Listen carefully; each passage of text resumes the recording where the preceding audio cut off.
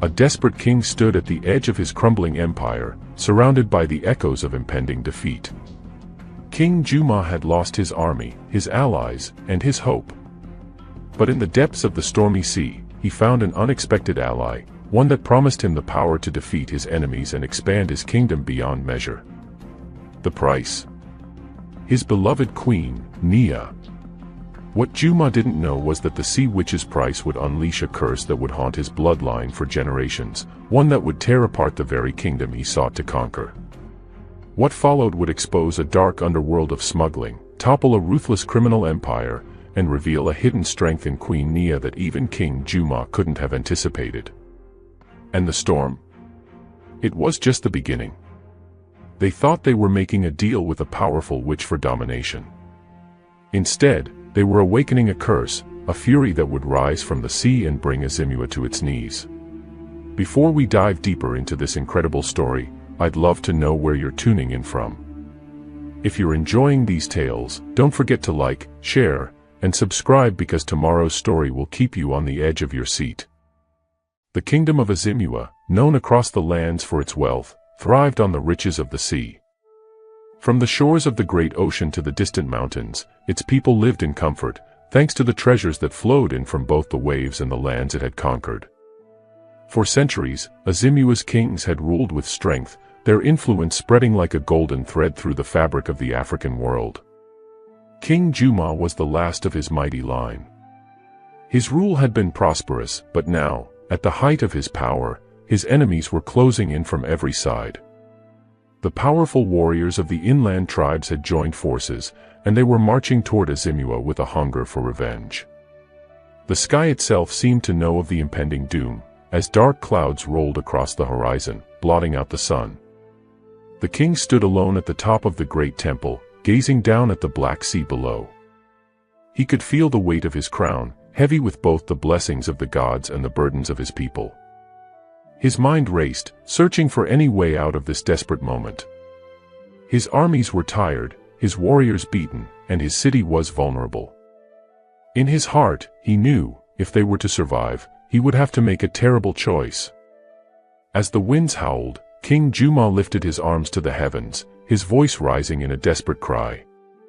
"O mighty forces of the deep," he called out, "I beg for your help. Show me the path to victory, and I will offer you a treasure beyond measure. I will give you what is dearest to me, my own heart if that is what it takes." The ocean roared back in response, and from the depths, a figure began to emerge. Her skin was dark like the abyss, her eyes gleaming like silver moons, and her long hair flowed like an underwater current.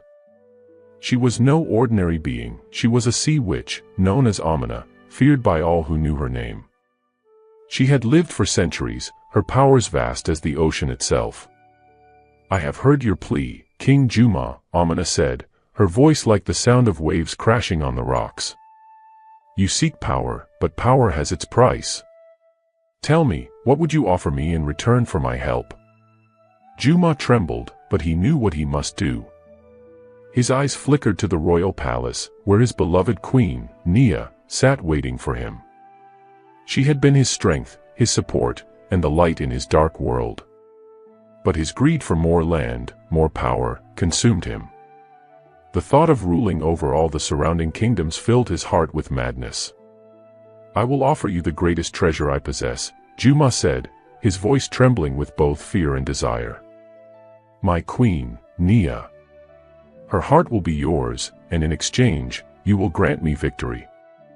You will give me the strength to crush my enemies and expand my empire beyond the borders of the sea." Amina's lips curled into a wicked smile. "Done," she said, her voice dripping with the promise of dark magic. "But beware, King Juma. Once you have tasted the fruits of your betrayal, the consequences will be irreversible." The sea witch vanished into the mist, leaving the king standing alone on the temple's edge. The wind blew stronger now, the storm clouds swirling overhead. Juma turned away, his heart pounding, as he made his way down to the palace where Nia waited. Queen Nia sat on her throne, her eyes filled with worry as she gazed out over the kingdom. The air felt thick, as if the land itself was holding its breath. She had heard the king's call, and she knew that something dark was brewing. But she trusted Juma, she had always trusted him, and her love for him was endless. When he entered the palace, his face was ashen. He moved quickly, not meeting her gaze, and his hands trembled as he took her hand in his. "My love," he whispered, "I have made a pact. I have secured our victory in the war."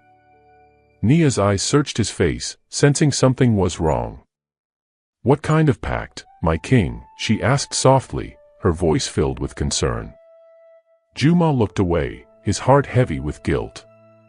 "A pact with the sea witch, Amina. She has promised us power beyond measure. But in return, she demands a sacrifice." Nia's face paled. "A sacrifice? What kind of sacrifice, Juma?" He took a deep breath, the words difficult to say. "Your heart, my love. The sea witch demands your heart in exchange for her help. I have agreed to offer it." Nia gasped, her hands trembling. "You would betray me for power," she whispered, her voice breaking. Juma's heart was torn in two. But the lust for power burned brighter than his love for her. "I must do this, Nia. For our kingdom. For the future of Azimua. You will always be with me, even if you are gone." Tears filled Nia's eyes as she gazed at him. "You have made your choice, Juma. And now you must face the consequences." When the storm came, it was like nothing Azimua had ever seen. The sky cracked open with thunder, and the seas churned as though enraged by the betrayal that had taken place. The once calm waters that had brought wealth to the kingdom now became violent, raging with fury. The people of Azimua watched in horror as a dark shape rose from the sea, her long hair billowing like seaweed in the wind. It was Nia. Her spirit had transformed into a vengeful mermaid, her eyes glowing with anger and sorrow. The queen's spirit, twisted by the curse, had become a force of nature, a being of both beauty and terror. "I curse this land," she cried, her voice echoing over the waves. "I curse the bloodline of Juma. You shall never know peace again. The storm shall never end, and Azimua will fall beneath the waves, as it deserves." The sky turned black as Nia's curse settled over the kingdom. The seas grew restless, waves rising higher and higher, battering the shores and flooding the city. The people of Azimua fled in fear, but there was no escape from the wrath of the sea. The story is just beginning, and the storm is only the first sign of the chaos that will unfold. The kingdom is cursed, and the young princess Tima, a mermaid born of the sea, will soon find her heart torn between love and loyalty, as she uncovers the secrets of her bloodline and the price of the curse.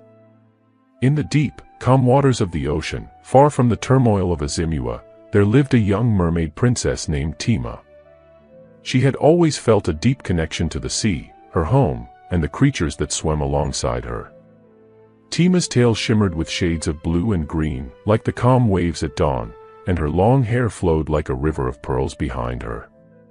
Her people, the merfolk, had always lived in peace beneath the surface of the ocean, but a dark storm had been brewing for years, something that none could ignore. As Tima swam gracefully through the coral reefs, her heart felt uneasy. The waters around her had been growing darker, and the fish were becoming restless. Something was changing, something terrible. Her grandmother, the wise matriarch of their clan, had warned her of a curse that had been cast long ago, one that had come from the human world. Tima's mother had never spoken of it, but Tima knew that something about her bloodline was tied to the land of the humans, to the kingdom of Azimua. On a clear, moonless night, as the winds howled from the distant land, Tima was called to the surface. She had no idea why, but the pull was strong. She rose from the depths, breaking through the water and gazing toward the shore where the lights of the kingdom once sparkled like stars in the distance. Now, they flickered like dying embers. There was no sign of the glory that had once been. The storm had grown worse, its furious winds and waves crashing against the shores, tearing apart everything in its path. But in the distance, Tima spotted a figure, standing alone, barely visible through the rain and fog. It was a man, tall and proud, with a crown of gold upon his head. The man's eyes caught her gaze, and she felt an odd stir in her chest, as if their souls had met before.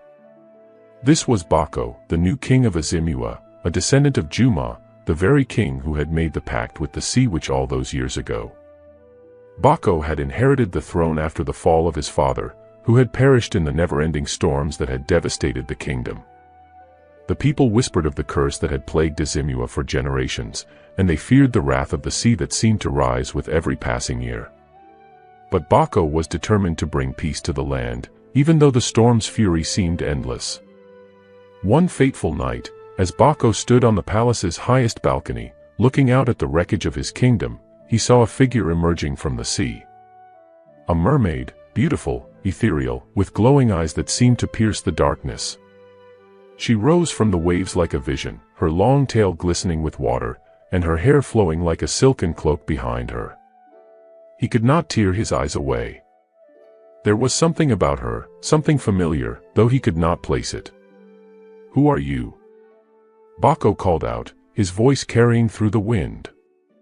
The mermaid's lips parted, and she answered, her voice soft but filled with authority. "I am Tima, daughter of the sea, and I have come to speak with you, King Bako." The words struck Bako like a thunderclap. "You know my name?" he asked, his heart racing. Tima nodded.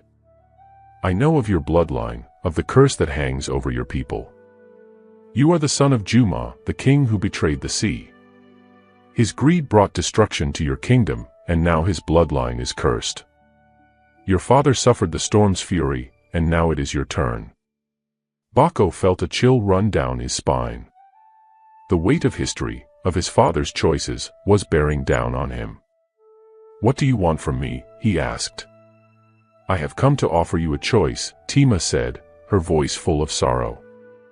"The curse can be lifted, but it will not come without sacrifice.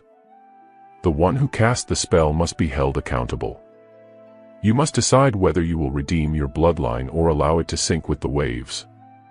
Bako's mind raced. Redemption, sacrifice, he had heard the stories, but now they seemed to be his reality. "What do you ask of me?" he whispered. Tima looked into his eyes, her gaze piercing. "I ask for your heart. For only with love can the curse be broken. You must find the one whose heart belongs to the sea, just as mine does. Only then will the storm subside, and peace return to your kingdom. But beware, if you fail, the ocean will swallow all, and the curse will continue forever." As days turned into weeks, Bako could not shake the memory of the mermaid, Tima. Her words haunted him, filling his dreams with images of storms, betrayal, and a love lost to the ocean. He had never believed in curses, never thought that his bloodline was doomed, but the weight of his people's suffering had begun to take its toll. The kingdom was on the brink of collapse. The waves that once brought trade and riches now threatened to drown them all. Every day, the storm grew stronger, its winds tearing at the land, its waves breaking against the very foundation of Azimua. The people cried out for help, but there was no salvation. Bako knew that he could not ignore Tima's plea. He had to find a way to break the curse, to redeem the bloodline of Juma and save his kingdom. He set out to find the one who could help him, to seek the heart that could undo the damage caused by his ancestors. But the deeper he delved into the mysteries of the sea, the more he realized that the answer was far more complicated than he had ever imagined. In the heart of the ocean, where the sea and the sky met in a swirling dance of wind and water, Bako found a hidden cave, a place where the spirits of the sea gathered. The walls were adorned with carvings of ancient times, of kings and queens who had once ruled both land and sea. At the center of the cave, Bako discovered a stone altar. On it lay a glowing pearl, shining with an otherworldly light. This, he realized, was the key to breaking the curse. But as he reached for it, the ground beneath him trembled, and the sea itself seemed to rise in fury. Tima appeared, her eyes filled with sorrow. "You have come too far, King Bako," she said softly. "The choice has been made." "What choice?" Bako asked, his voice trembling. "The heart of the sea is not a thing to be taken lightly," Tima replied. "It is a force of nature, bound by love and sacrifice. To take it is to risk everything. To leave it is to live in darkness. Baco stood frozen, the weight of the decision pressing down on him. What must I do? Tima's voice was barely a whisper. You must choose, King Baco. Will you risk it all for redemption? Or will you let the storm destroy everything you love? This story of love, betrayal, and the storm of fate continues to unfold, with Baco caught between the forces of the sea and the legacy of his ancestors. The curse of the sea is not easily broken, and the path to redemption is fraught with danger and difficult choices. The cave was quiet now, the sound of crashing waves the only noise that filled the heavy air. The glowing pearl lay before Baco, casting an ethereal light across his face. He could feel its warmth, an ancient energy pulsing beneath the surface of the stone. The weight of the decision pressed down on him like a stone upon his chest. Tima's words echoed in his mind, to take it is to risk everything. To leave it is to live in darkness. His heart pounded, torn between the future of his kingdom, the legacy of his ancestors, and the love that was growing in him for the mysterious mermaid before him. The storm that raged above them was no ordinary storm, it was a curse, one that had already claimed his father and many before him. But could he truly undo the wrongs of the past? Could he break free from the bloodline's fate and find peace? As he stood, still frozen in place, Tima approached him slowly. She moved with the grace of a gentle current, her silver eyes filled with the kind of sorrow that only time could create. You cannot undo the past, Baco, Tima said softly, her voice like the whisper of the waves. But you can change your future. The curse was not meant to trap you, it was meant to test you. To see if you could find the strength to choose love over power, to choose life over destruction. Baco turned to face her, his voice shaking with uncertainty. But how can I love a land that has brought so much pain to my people? How can I love a kingdom built on betrayal? My father's choices brought this storm. Can I truly redeem the bloodline of Juma? Tima reached out, placing a hand gently on his arm. It is not the land that is cursed, Baco. It is the choices that have been made upon it. The kingdom, your people, they are not lost. But you must find the courage to change, to make different choices. Only then can the storm cease. Baco looked down at the glowing pearl, its light now flickering like a dying flame. He knew what it symbolized, a choice. The kingdom's salvation, the end of the storm, could be found here. But the path to that salvation was unclear, filled with uncertainty. Was the price of redemption too great? In the depths of his heart, he understood, the curse was not only a punishment for his ancestors' sins, but also a challenge to him, a call to prove that he could break free from the legacy of betrayal.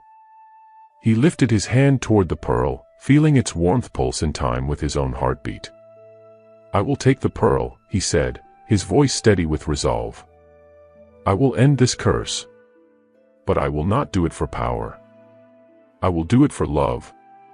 For the future of my people. Tima's eyes softened, a flicker of hope shining through the sorrow. Then the storm will end, and peace will return to your kingdom. But remember, Baco, the choice you make will not be easy. There will be sacrifices, and not all battles can be won with strength alone. Before Baco could speak again, a wave of energy rushed through the cave, and the sea itself seemed to tremble. The storm above them had intensified, and Baco knew that time was running out. With one last look at Tima, Baco reached out and grasped the glowing pearl. The moment his fingers touched it, a flash of blinding light engulfed him, and he felt himself being pulled into the very heart of the storm. Baco found himself standing on the edge of a vast, swirling ocean. The waves rose higher than any mountain, crashing violently against each other, their white foam turning the sky into a chaotic canvas of dark clouds. The winds howled like wild beasts, and the rain fell in sheets, so heavy it was as if the heavens themselves were weeping. At the center of the storm, Baco saw a figure standing, a shadow against the fury of the ocean. It was Nia, the vengeful spirit, the mermaid queen who had cursed the kingdom so long ago. Her eyes glowed like twin moons in the storm, her voice rising above the chaos. You have come to challenge the storm, King Bako, Nia's voice boomed, echoing across the tempest. You think you can undo what was done? You think you can erase the betrayal that runs through your bloodline? You, the son of the men who offered my heart to the sea. You, who carry the weight of my curse. Bako's heart raced. He had come to end the curse, to bring peace to his people. But standing before him now was the very spirit of the curse, and her anger was like the storm itself, uncontrollable, unrelenting. I am not here to erase the past, Bako said, his voice steady despite the fury around him. I am here to change the future. I do not carry the sins of my father. I will not let this kingdom drown in the mistakes of the past. Nia's eyes flared with rage, and the winds howled louder, as if the ocean itself was rising to her command. You cannot escape the past, Bako. The curse has been placed, and it will not be lifted. Your bloodline is marked. Your people will suffer as I have suffered. This kingdom will fall into the sea, just as it was meant to.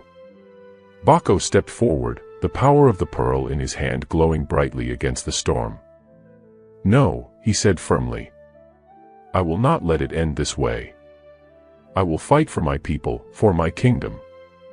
I will break this curse, and I will do it with love, not with power. Nia's form began to flicker, her spirit fading like mist before the wind. Then you are a fool, Bako. Love cannot save you. The sea will always take what it is owed. You cannot change fate. With those final words, the storm intensified, the waves crashing violently against the shore. Bako felt the force of the sea trying to pull him under, but he held fast, the pearl's light growing brighter, pushing back against the darkness. The light from the pearl swirled around him, forming a barrier against the storm. As it grew brighter, the sea's fury began to calm, the winds dying down, and the waves receding. Nia's spirit let out a final, mournful cry, but her form was fading, swallowed by the very ocean she had once ruled. The storm began to subside, the thunder dying away, and the first light of dawn broke through the clouds, casting a warm golden glow across the sea. The curse was lifted. Bako stood on the edge of the ocean, the pearl now dim and lifeless in his hand. He had done it. The storm had ended, the curse was broken, and peace would return to Izimua. But in the silence that followed, Bako felt a deep ache in his heart. Nia had been right in one regard, love alone could not save everything. There had been a cost, a sacrifice that could never be undone. He turned toward the land, where the kingdom waited for him to return, to rebuild, to lead. But there was something else pulling at him, a deep, lingering connection to the sea, to the mermaid princess who had shown him the way. Bako returned to Izimua as the storms finally calmed, the wind settling into a soft breeze, and the sun beginning to shine once more. The kingdom was still standing, but the damage was clear.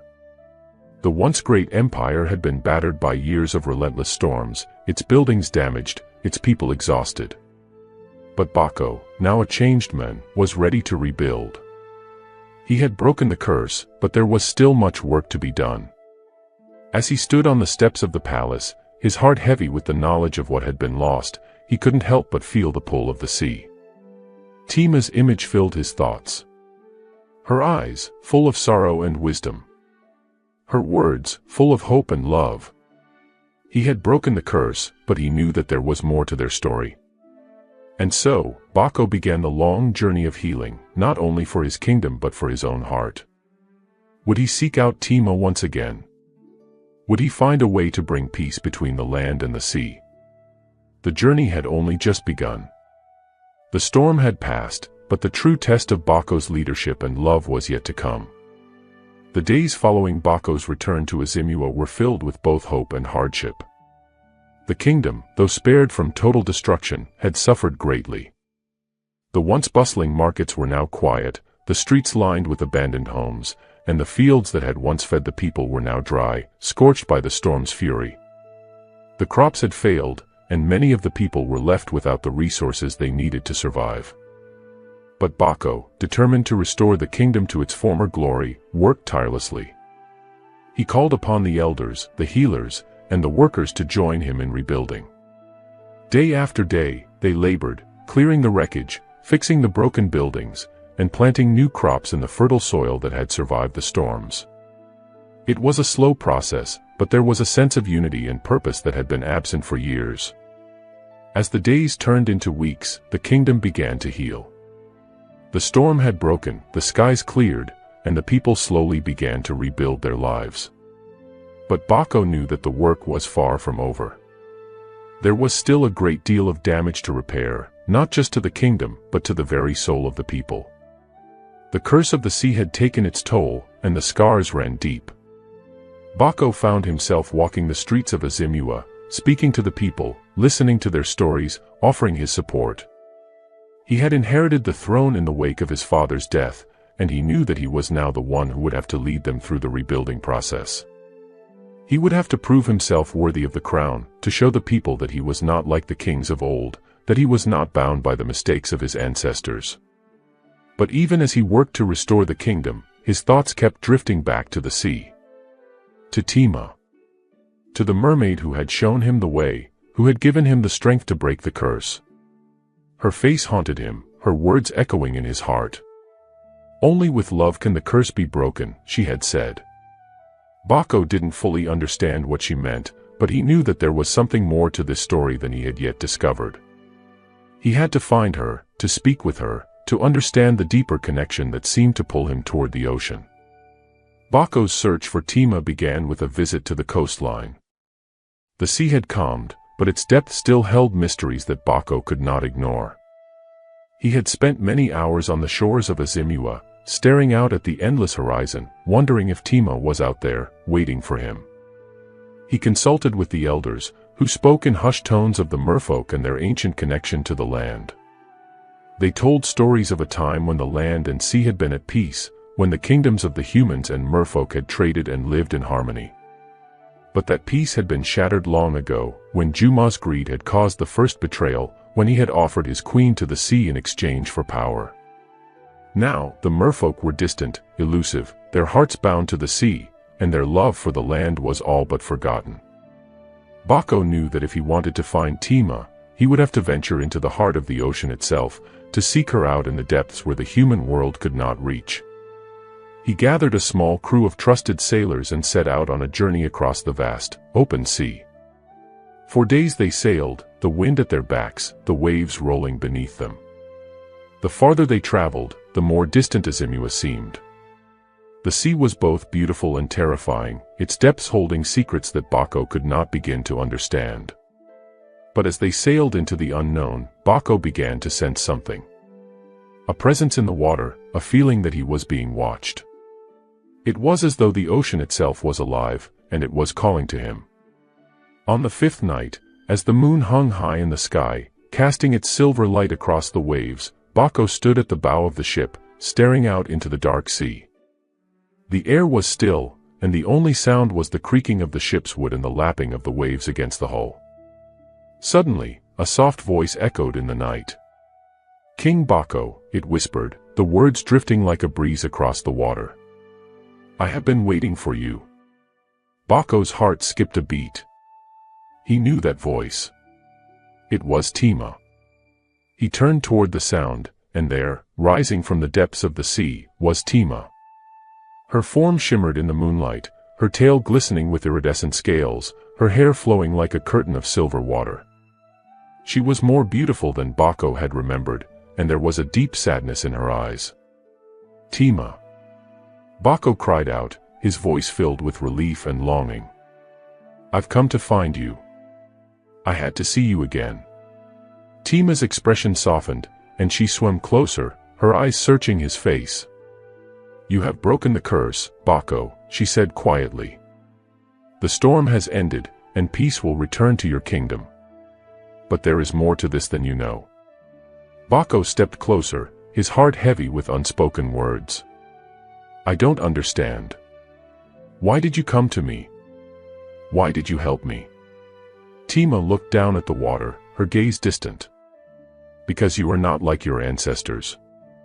You have the power to change the future, to break free from the past. But it will not be easy." The storm was only the beginning, Bako. The real test is yet to come. Bako reached out to her, his voice trembling with the weight of his emotions. What do you mean? What test? Tima met his gaze, her eyes filled with sorrow. The curse is not just a punishment for your father's sins, it is a burden that your bloodline must carry. The storm was a trial, but it has not been fully lifted. There is still a choice to be made, a decision that will determine the fate of both land and sea. Bako's mind raced. He had broken the curse. He had lifted the storm. What more could there be? Tell me, Tima, he said, his voice urgent. What must I do to break this curse completely? Tima's face grew darker, her voice filled with the weight of centuries. The sea demands a balance. The curse was not just a punishment, it was a warning. The land and the sea cannot exist in peace unless the love that binds them is restored. You must make a choice, Bako. You must choose between the kingdom and the sea, between the love of your people and the love that lies beneath the waves. Bako stood there, stunned by her words.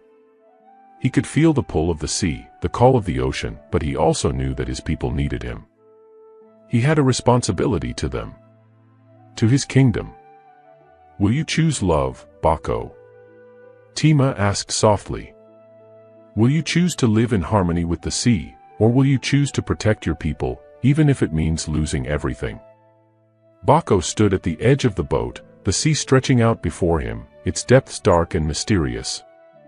He had thought he understood the curse, that breaking it would bring peace to his kingdom.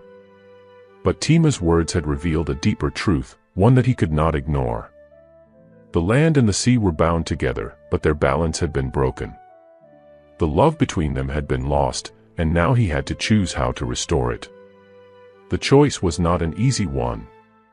His kingdom needed him, his people were rebuilding, and they were counting on him to lead them to prosperity. But Tima, the mermaid princess of the sea, had shown him a world beyond the shores of Azimua, one filled with beauty and mystery. Could he truly turn his back on the sea, on the love that had been lost for so long? As the moonlight danced on the surface of the water, Bako knew that this was a decision that would shape the future of both the land and the sea.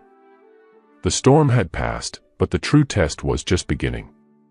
And Bako knew that only love could heal the wounds that had been inflicted by greed, betrayal, and time. The silence between Bako and Tima was thick with unspoken words, the weight of the decision hanging heavy in the air. The sea before them glimmered in the moonlight, a vast, endless expanse that seemed to mirror the uncertainty within his heart. His thoughts swirled like the waves around him, crashing against each other, pulling him in different directions. Tima's eyes, once full of sorrow and wisdom, were now calm, waiting for him to make his choice. Bako's chest tightened as the reality of the situation set in. He had broken the curse of the storm, but in doing so, he had awakened an even greater challenge. It wasn't just about saving his people or restoring the peace, it was about reconciling the ancient rift between the land and the sea, between the love that had been lost and the love that could still be found. But could one man truly mend such a rift? I don't know what to choose, Tima, Bako admitted, his voice raw with vulnerability. My people need me. They are rebuilding, and I cannot abandon them. But you've shown me a world beneath the waves, a world full of beauty and life. I cannot simply ignore that either. Tima's gaze softened, her tail shimmering like silver as she moved closer to him. I understand your dilemma, Bako. The land and the sea are both part of you. You are the bridge between us, and that is a heavy burden to bear. But remember, the heart of the storm was not the storm itself, it was the love that was lost, the betrayal that shattered the balance between us. Bako's heart ached as he thought of his father's actions, the selfish greed that had led to Nia's curse. His father had betrayed his beloved queen for the sake of power. But in his heart, Bako knew that he was not like his father. He had broken the curse, and he had done it not for power, but for love. But love alone, Tima had said, could not restore peace. It had to be a love that transcended the land and the sea. So, what must I do? Bako asked, his voice barely above a whisper. How can I restore balance? How can I choose between my people and the sea? Tima's eyes glistened as she looked at him, her voice steady with ancient wisdom. You do not have to choose one over the other, Baco. The heart of the storm was never about choosing between the land and the sea, it was about finding a way for them to coexist, to heal the wounds of the past and build a future together. Baco's brow furrowed. But how? How can the land and the sea ever be in harmony again? My father's betrayal has left scars that will not fade easily. Tima's expression grew more serious. There is a way, but it is not simple. It requires sacrifice. A sacrifice that will bind both the land and the sea together, restoring the love that was lost. Baco felt a chill run through him as he heard her words.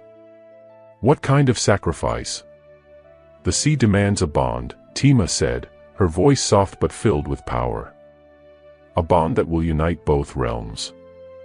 A union of heart and spirit, where the land and the sea are no longer separate, but one. A king and a queen, bound by love, bound by duty. Baco's heart skipped a beat as the realization dawned on him. He looked at Tima, his voice trembling. You mean, you and I? Tima nodded, her gaze unwavering. Yes.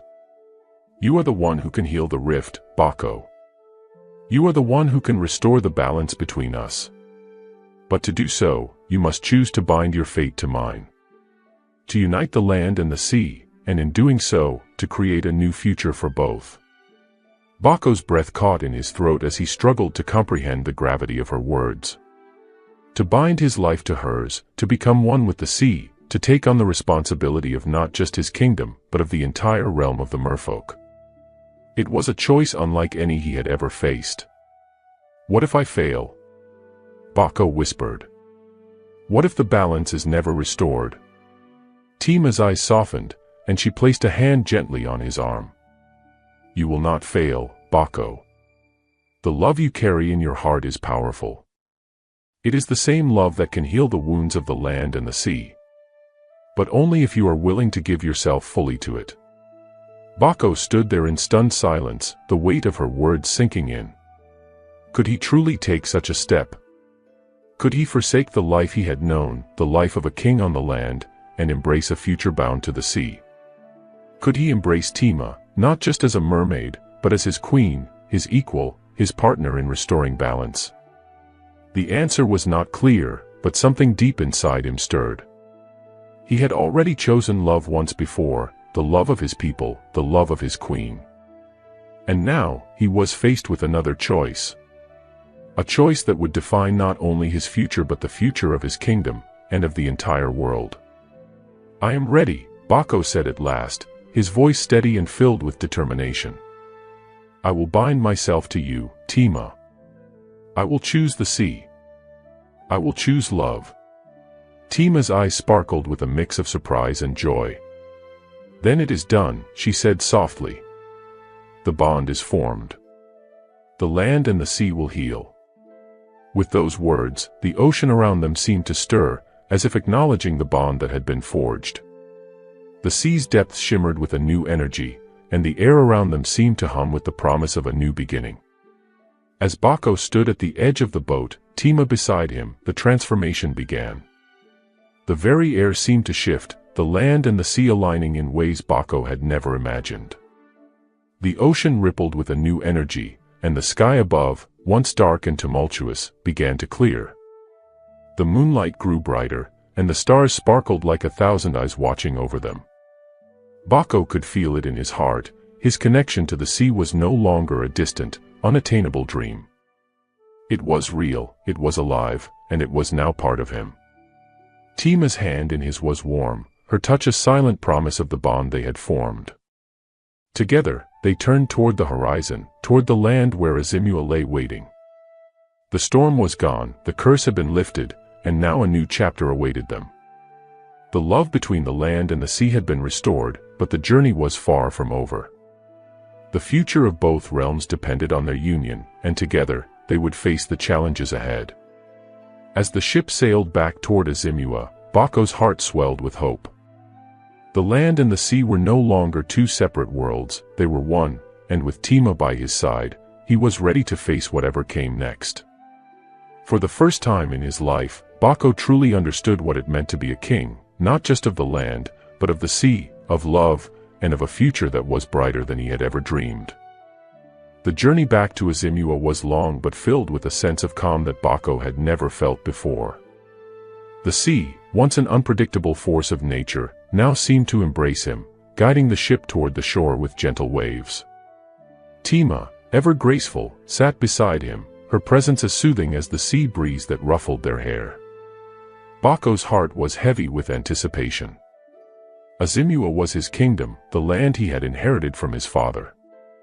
But it was more than just land, it was his people, his history, his duty.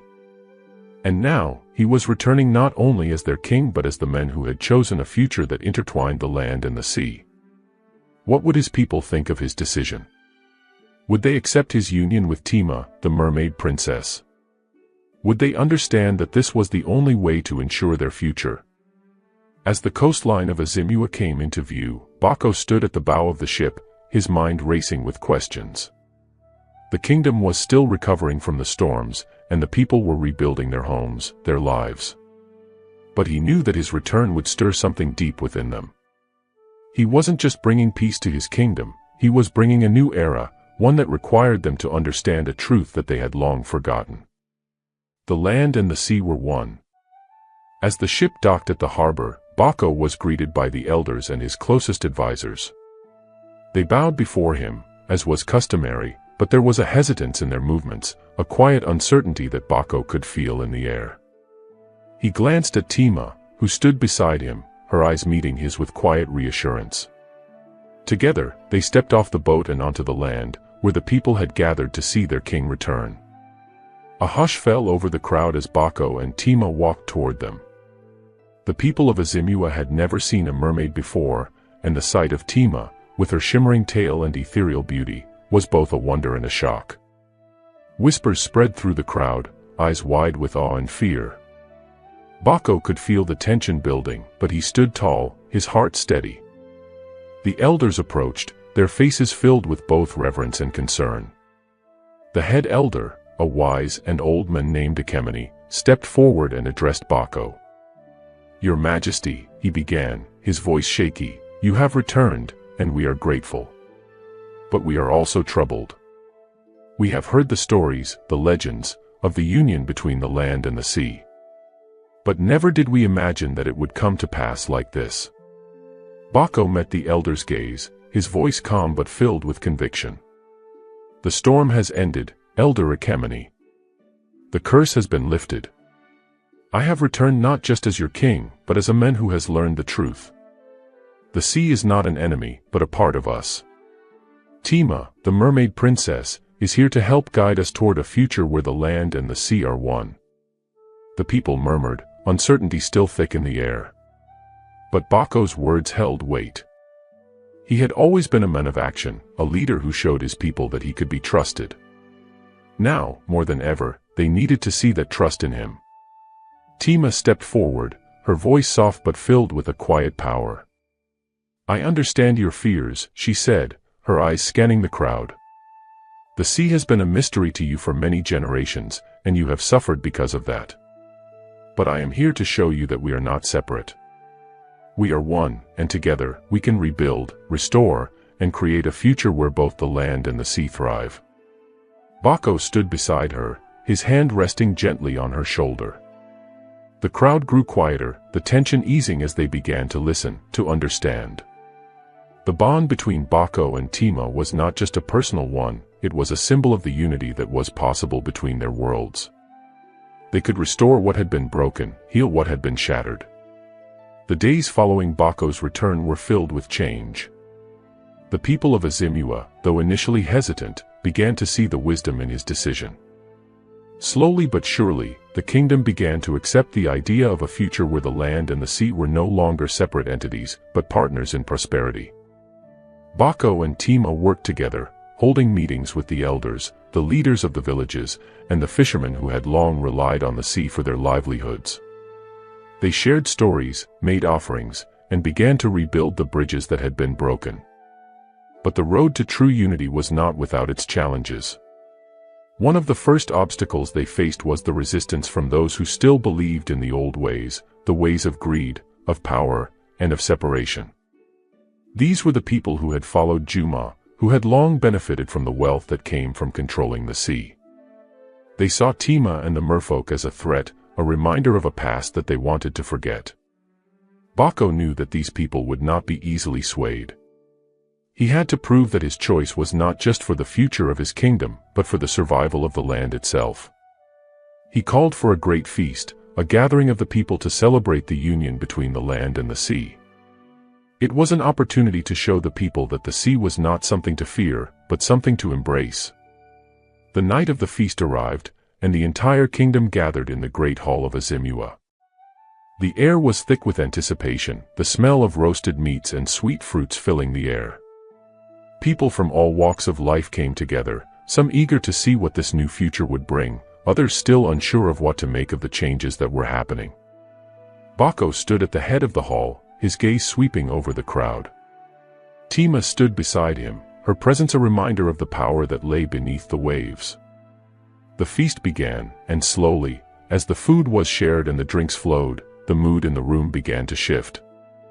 People began to talk, to laugh, to exchange stories of their lives, their hopes, and their dreams. And as they did, the old fears started to fade. It was during this feast that the first true sign of unity appeared.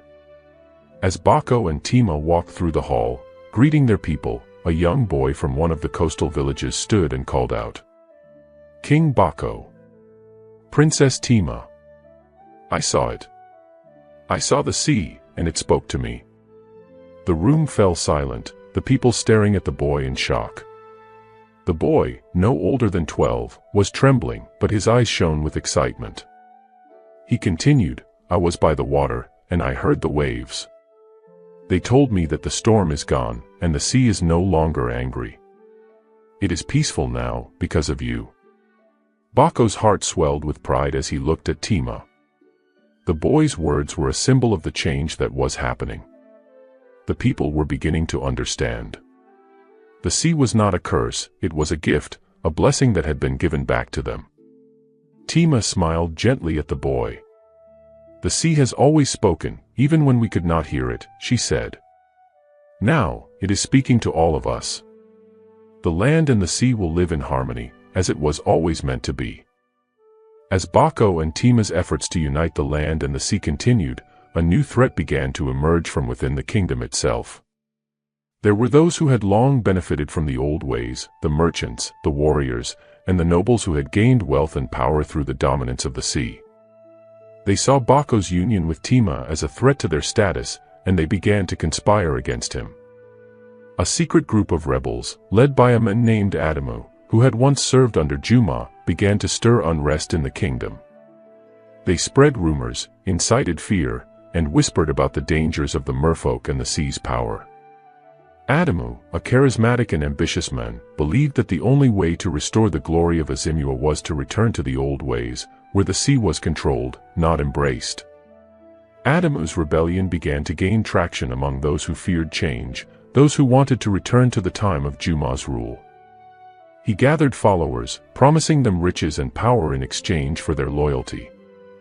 And soon, the kingdom found itself on the brink of war, not with another nation, but with itself. Bako and Tima knew that they had to act quickly to prevent the rebellion from spreading further. The unity they had worked so hard to build was in danger of falling apart. They called a council to discuss the growing threat, gathering the elders and the village leaders to find a solution. But the question remained, could the unity between the land and the sea survive this new challenge? Could love and peace withstand the forces of greed and power that still lurked in the hearts of some? The days following the council were filled with tension. Bako could feel it in the air, the unrest, the whispers, the growing dissatisfaction with his rule. Though many of the elders and village leaders had pledged their support for the union between the land and the sea, there were still those who harbored doubts. They remembered the old ways, when Azimua had ruled with an iron fist, when the sea had been a resource to be controlled, not embraced. Adamu's rebellion was gaining strength, and it was spreading faster than Bako had anticipated. The leader of the rebels was clever, charismatic, and ruthless. Adamu had a way of making people believe that the kingdom had been betrayed, that Bako's union with the merfolk and Tima's presence as his queen were signs of weakness. The rebellious factions began to grow bolder, making open threats against Bako's reign. It was no longer just whispers in the streets, it was violence. Bandits raided coastal villages, demanding that the people pledge allegiance to the old way of rule. Bako knew that the time had come to act. If he didn't confront Adamu and his followers soon, the fragile peace he had worked so hard to establish would crumble. One evening, as the sun dipped below the horizon, casting an orange glow over the land, Bako and Tima stood on the balcony of the royal palace, overlooking the kingdom.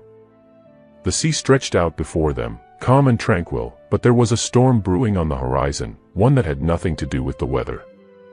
"They are gaining ground," Bako said quietly, his eyes fixed on the distance. "Adamu's rebellion is spreading. More and more people are falling under his sway." Tima stood beside him, her tail swaying gently as she spoke. "We cannot ignore this any longer. The sea has already chosen its side, and so have I. But we must not let this rebellion undo everything we've built. We cannot let hatred and greed poison the hearts of our people." Bako turned to face her, his expression troubled. "I don't want to fight my people, Tima. Many of them are good, hard-working men and women. They don't want war. They just fear the unknown." Tima placed a hand on his shoulder. "And that is exactly why we must show them the truth. The sea is not a threat. We must make them see that this is not about power, it is about unity. But to do that, we must confront Adamu and his followers head-on. We must make them understand that the old ways are dead." Bako nodded, his heart heavy with the decision that lay before him. He knew that the path ahead would not be easy. Confronting Adamu would mean bloodshed, more pain, more loss. But there was no other choice. If he wanted to preserve the peace, if he wanted to ensure that the land and the sea could coexist, he would have to take a stand. "I will speak with the elders tomorrow," Bako said, determination settling in his voice. "We will form a council of war. It is time to act." Tima nodded, her gaze unwavering. "I will stand with you, Bako. We will face this together." The next morning, Bako called for a council of war. The palace hall was filled with the kingdom's most trusted advisors, elders, military leaders, and key figures from both the land and the sea. At the head of the table, Bako stood, his face hard with resolve. Beside him, Tima sat, her calm presence a reminder of the strength that lay beneath the waves. The room was filled with murmurs as the leaders took their seats. Everyone knew why they had gathered, and the atmosphere was thick with anticipation. Elder Ikemeni, the wise old man who had once been skeptical of Tima's presence, spoke first. His voice was grave. "King Bako, we have heard the cries of the people. They are divided. Some call for peace, while others shout for war. But what we must ask ourselves is this: what is it that we are protecting? The kingdom? Or the future of both the land and the sea?" Bako's voice rang out, firm and resolute. "We are protecting the future of both. The storm is gone, and the curse has been broken, but the scars remain. We must show our people that unity is stronger than division. We must face Adamu's rebellion and put an end to the bloodshed." A military leader named Olamide, known for his expertise in strategy, spoke up. "The rebels are scattered throughout the coastal villages. They have support from many of the merchant families who fear that their control over the sea will slip away. If we are to defeat them, we must strike fast and decisively." Tima's voice was calm, but her words carried weight. "The sea will not allow you to fight alone. I will help guide your ships, Bako. We can take the fight to Adamu before he has the chance to consolidate his power." The room fell silent at her words. While many of the military leaders respected Bako's decision to form an alliance with the sea, Some were still uncertain about involving the merfolk in a war. They were not accustomed to fighting alongside the creatures of the sea, and the idea of it filled some with trepidation. Olamide's voice broke the silence. I have seen the power of the sea firsthand. If the merfolk are willing to fight with us, then we should not hesitate to accept their help. But we must be prepared. Adamu is not an enemy to be taken lightly. His forces are well organized, and he knows how to stir the hearts of the people. Bako turned to face Tima. Are you certain that the sea can help us? Tima's eyes gleamed with quiet strength. The sea is vast, Bako. It knows no boundaries. I will summon the tides and guide your forces. The ocean will fight for the future of Azimua. Bako nodded, his heart swelling with gratitude. He could feel the weight of the moment pressing down on him. The battle ahead would not just be a fight for power, it would be a fight for the very soul of Azimua. The decision had been made. The battle was inevitable. Bako, Tima, and the Council of War laid out their plans, knowing that the only way to secure peace was to defeat Adamu and his followers once and for all. The sea would play a pivotal role, and Tima's influence would be crucial in guiding the naval forces to strike fast and decisively. The day of the battle arrived, and the atmosphere was tense. Bako stood on the shores of Azimua, watching as his fleet of ships prepared to set sail. The sound of drums echoed through the air, the rhythm of war beating in the hearts of the soldiers. But Bako could not shake the sense of sorrow that weighed on him. This was not the future he had envisioned, a future of peace and unity.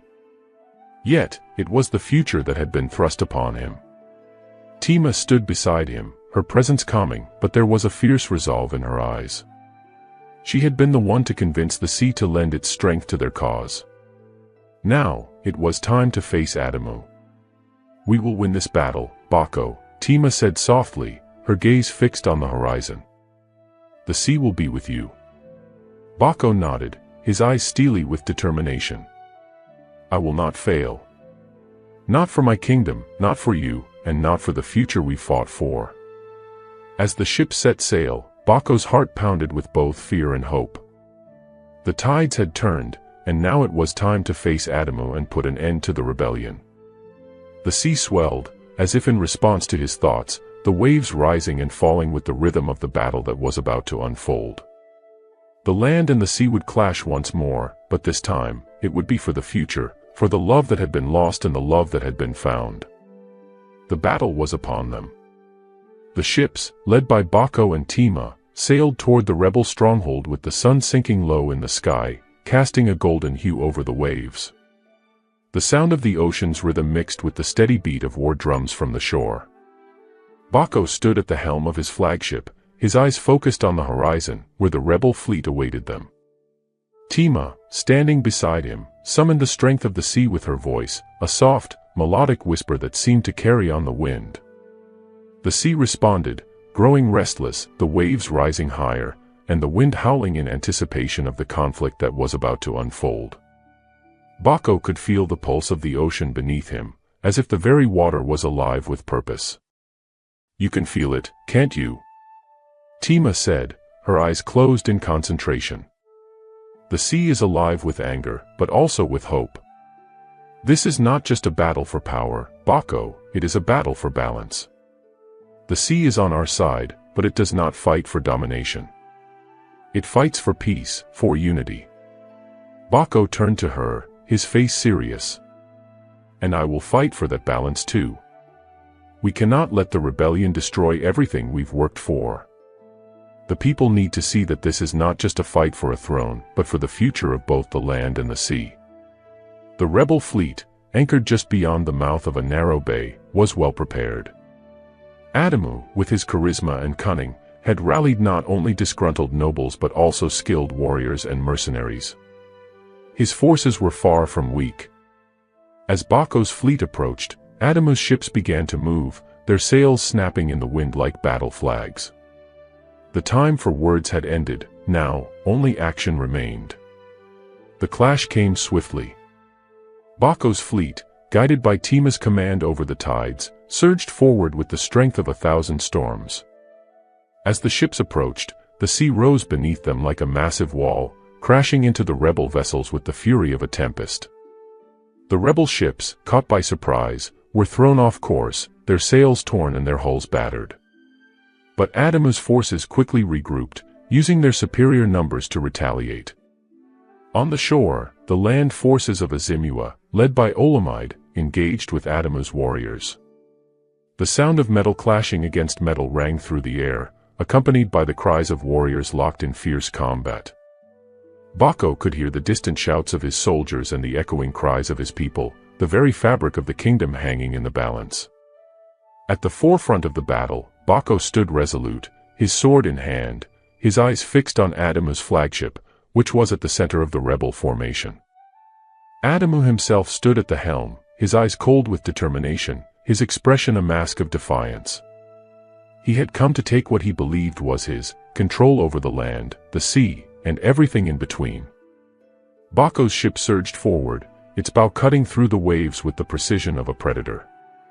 The sea, as if answering his call, sent forth a wave that lifted his ship high, giving him a clear shot at Adamu's vessel.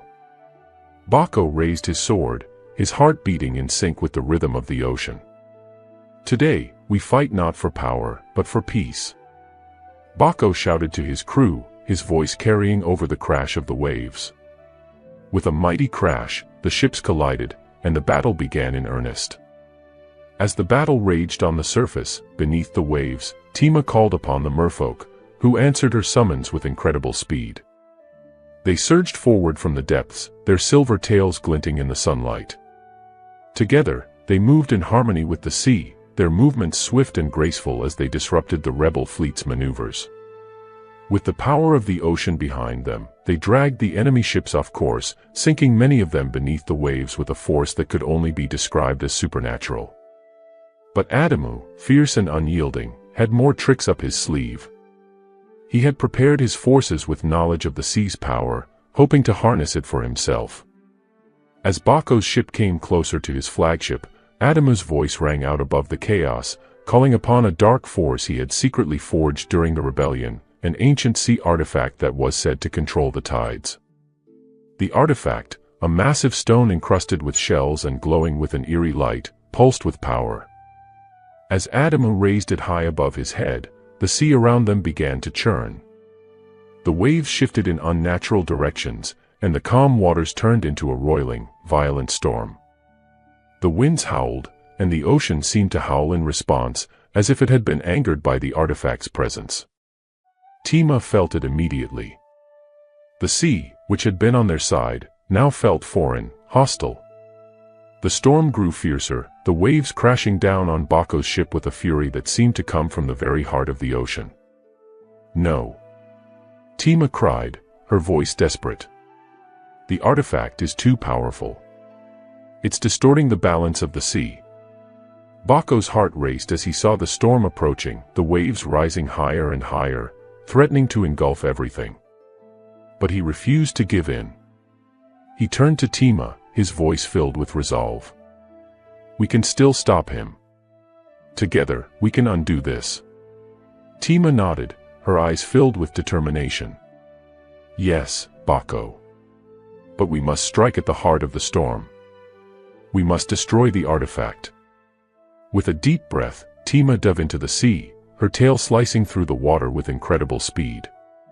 She moved faster than Bako could follow, her body guided by an instinct that only a mermaid could possess. As she neared Adamu's ship, she saw him standing at the bow, the artifact raised high above him. The storm swirled around him like a living thing, a manifestation of his will. Tima's heart pounded in her chest as she reached the base of the ship. She could feel the power of the artifact, its dark energy seeping into the very depths of the ocean. She knew that this was the key to ending the storm. With a mighty roar, she summoned the power of the merfolk, the ancient magic of the sea that had been passed down through generations. The ocean responded, rising up to meet her call. The waves surged with a newfound fury, and as Tima reached out toward the artifact, the sea itself seemed to bend to her will. The energy that had been bound within the artifact began to crackle and shudder, and with a single, powerful strike, Tima shattered the stone. As the artifact shattered, the storm began to dissipate. The wind died down, and the waves, once wild and unruly, slowly returned to their natural rhythm. The sky cleared, and for the first time in hours, the sun broke through the clouds, casting a warm golden light over the battlefield. Bako, seeing the storm recede, knew that the battle was almost over. He gave the order to press forward, and with the strength of the sea at his back, his forces pushed through the remaining rebels. Adamu, realizing that the tide had turned, made a desperate attempt to flee. But it was too late. Bako's ship closed in on Adamu's, and with one final, decisive strike, the rebel leader was captured. The battle was over. The land and the sea had fought side by side, and together, they had prevailed.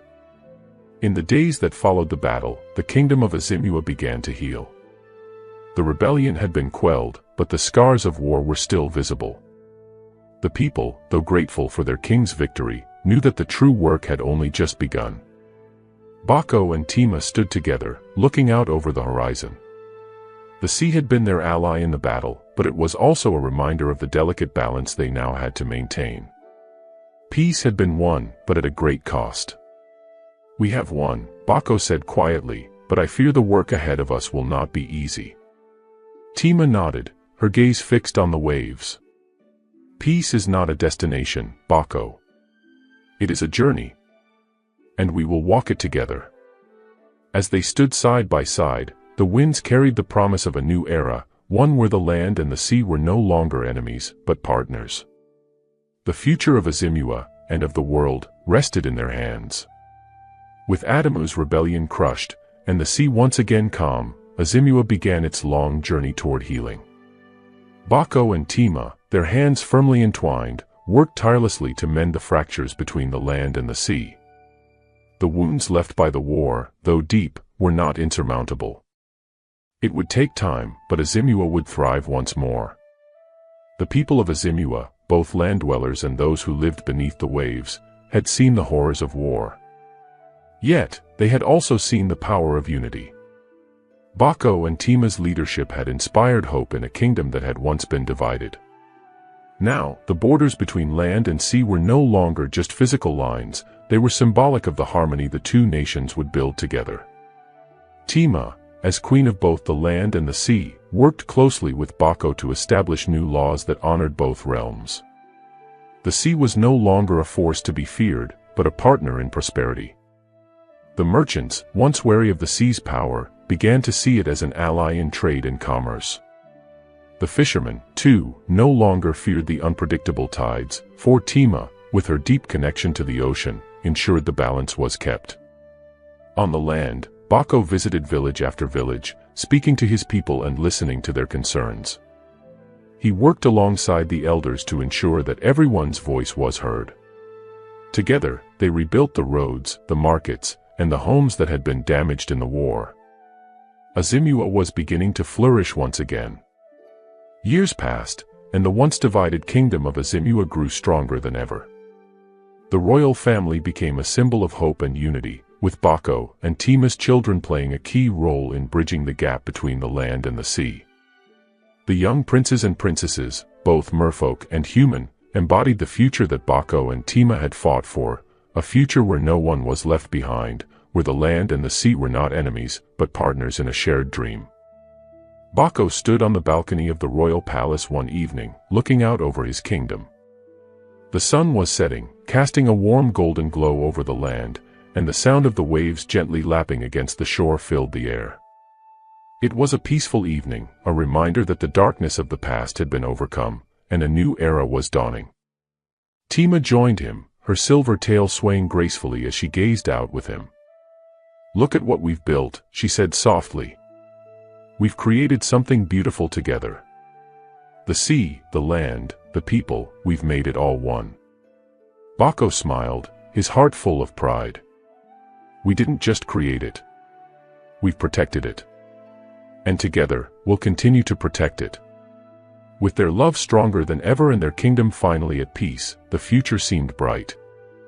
The people of Azimua, both on land and beneath the waves, had learned that unity was not just about living together, but about understanding each other, respecting each other's strengths, and working together to overcome even the greatest of challenges. And so, Azimua flourished. The land was fertile, the sea teemed with life, and the people, once divided, now stood as one. Many years later, the story of King Bako and Queen Tima was told to children around the kingdom. It became a tale of hope, of love, and of unity, a story that inspired generations to come. The kingdom of Azimua remained a beacon of peace, where the land and the sea lived together in harmony, and where the people, both human and merfolk, knew that when they worked together, nothing was impossible. As Bako and Tima grew older, they knew that their work was not finished. Their children, now young adults, were ready to carry on their legacy and continue the work of building a better world. The couple had laid the foundation, and now, the next generation would take it even further. One day, as Bako and Tima sat together on the beach, watching the waves lap gently at the shore, they reflected on everything they had accomplished. "I never thought this would be our life, Tima," Bako said, his voice soft but filled with contentment. Tima smiled, her eyes reflecting the beauty of the sea. "We've made it our life, Bako. And I couldn't imagine a better way to live." With their love, their kingdom, and their people at peace, Bako and Tima knew that the future was bright. The storm had passed, and the sea was calm once again. Thank you so much for joining us on this incredible journey through the kingdom of Azimua. Now, I want to hear from you. What do you think is the most important lesson we can learn from the story of Bako and Tima? Can love truly conquer all, and can peace last forever? Leave your thoughts in the comments below. I would love to hear what you think. And don't forget to like, share, and subscribe to stay updated on more exciting adventures, folktales, and stories from around the world. Let's keep the conversation going.